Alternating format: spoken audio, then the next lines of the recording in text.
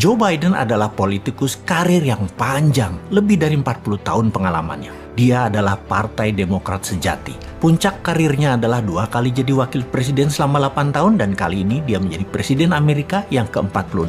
Di tahun 1986, dia pernah berbicara di Kongres dengan sangat jelas akan langkahnya ke depan terhadap Israel. Dan video di awal tadi ada kalimat bahwa Israel adalah the best investment we make, adalah $3 triliun investasi terbaik yang Amerika lakukan. Ini angka yang gila untuk nilai $3 triliun di tahun 1980-an, di mana saat ini 4 tahun ke depan anggaran perang Amerika itu $3 triliun juga, tapi ini tahun ini. Dan di tahun 1986 angka gila tersebut. Katanya jika tidak ada Israel, Amerika tetap harus buat Israel untuk melindungi American interest. Apa sih interestnya Amerika? Interest Amerika adalah mengendalikan energi negara-negara Arab, mengendalikan minyak bumi dan gas negara-negara Arab. Amerika harus menciptakan Israel. Biaya $3 triliun atau 3.000 billion atau kalau APBN Indonesia saat ini 150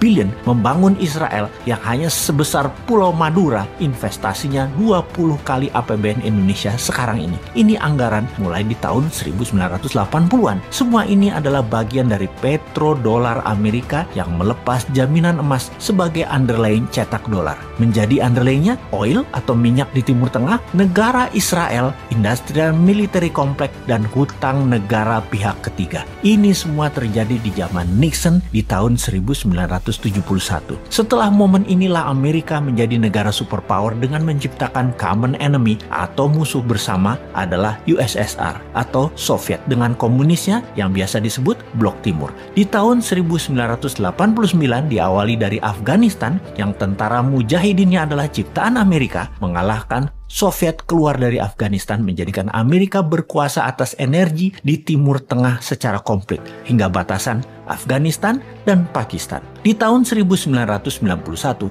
rubuhlah Soviet Union dipuncaki dengan rubuhnya tembok Berlin. Gorbachev kala itu, petinggi Soviet, membuat gerakan perestroika dan glasnostnya membuat Soviet pecah dan Rusia menjadi negara bergaya baru. Tidak puas dengan langkah mengalahkan Soviet, Amerika berlanjut membelah 16 negara Balkan seperti Kosovo, Bosnia, dan banyak negara lagi di selatan Rusia yang ujung-ujungnya pakai nama Istan-Istan. Negara Istan-Istan yang kaya akan minyak semua saat ini sudah di tangan Amerika. Amerika secara kendali atas produsen minyak, distribusi minyak, hingga saat ini masih memegang 80% cadangan minyak dunia. Strategi berikutnya adalah membangun market dan membangun kebutuhan atas minyak bumi dengan menciptakan negara produsen untuk produk murah dan retail. Negara itu yang dilirik adalah Tiongkok. Tahun 1984, Ronald Reagan dan Deng Xiaoping menandatangani treaty atau perjanjian penting di mana Amerika akan invest dengan nilai yang sangat besar hingga $1 triliun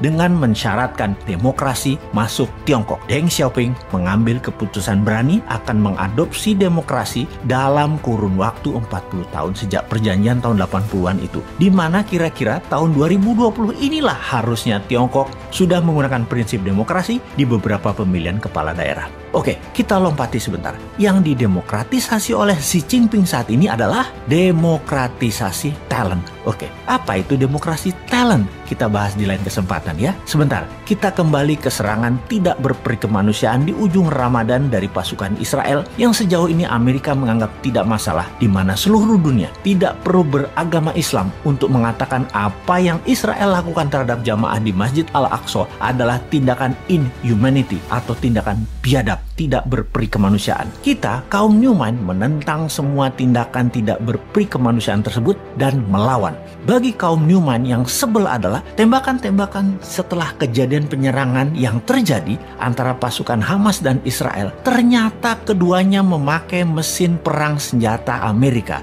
Rudalnya, RPG-nya, roketnya, bedilnya, anti rudalnya. Diperkirakan sehari biaya perang Israel-Palestina bedil-bedilan saat ini nilainya sudah mencapai 1 billion atau 1,5 triliun rupiah. Sudah hampir 2 minggu. Amerika, Rusia, Israel, dan Afrika Selatan, 4 negara utama inilah penyuplai perang 2 minggu selama ini yang terjadi di Yerusalem dan di permukiman penduduk sipil Israel Palestina. Bagi globalis, ini business as usual. Membunuh manusia untuk dagang, hal itu biasa bagi globalis. Termasuk serangan COVID babak kedua dimulai dari India. Dan jangan pikir nggak ada COVID babak ketiga ya. Satu sisi ada yang memahami ini adalah perang suci dua agama. Satu sisi melihat ini adalah business as usual. Di sisi lain ini adalah tindakan tidak berperi kemanusiaan anti pro-life. Di sisi lain banyak bingung, wondering what happened seperti negara tetangga. Sehingga keputusannya salah terus untuk kemajuan bangsa dan negaranya yang dikelolanya.